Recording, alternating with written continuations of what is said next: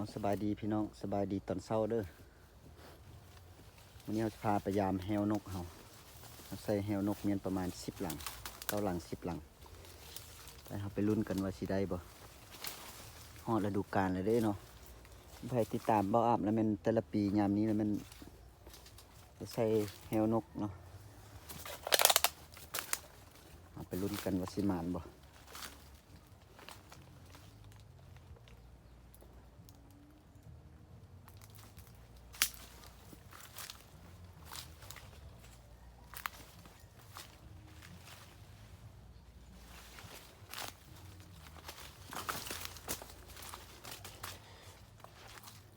ยามนี้ฤดูกาลใส่นกแฮวนกได้ยามนี้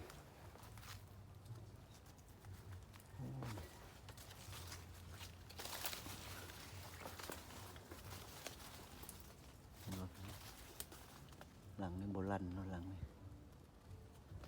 ก็หาก็ใส่วางหนึ่งเนี่ยเนาะเสียงนกฮ้องเจ้านกอันนี้มันจะเป็นนกคอแดง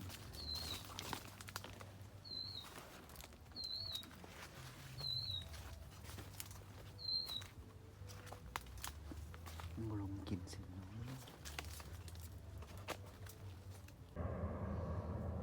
มาอีกแล้วพี่น้องพุ่นมาตัวแลนอยู่พุ่น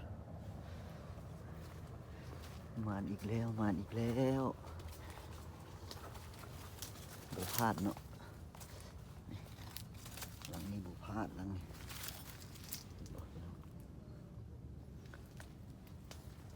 เรียบร้อย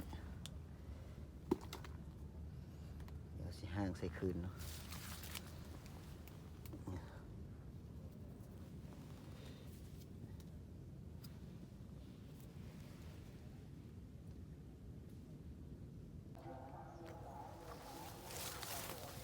ใส่แฮวพันแล้วซ้ำพี่น้อยถึกแล้วไวขนาด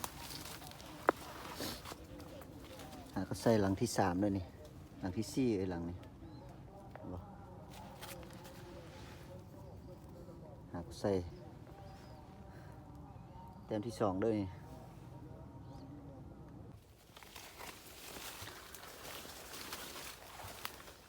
หลังนี้เรียบร้อยพี่น้อยหลังนี้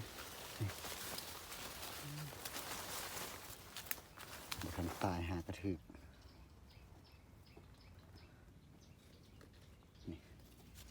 มาแล้ว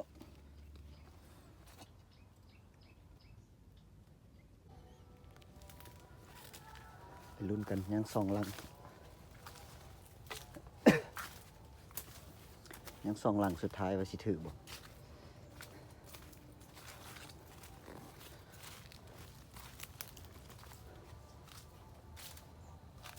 โบราณพี่น้อง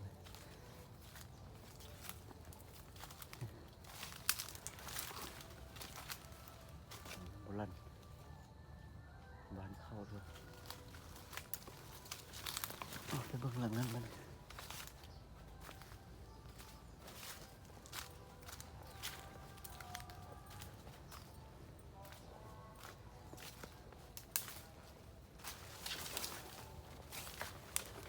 หลังสุดท้าย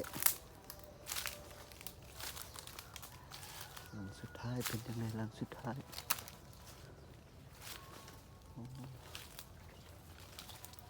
นี่กระโบราณ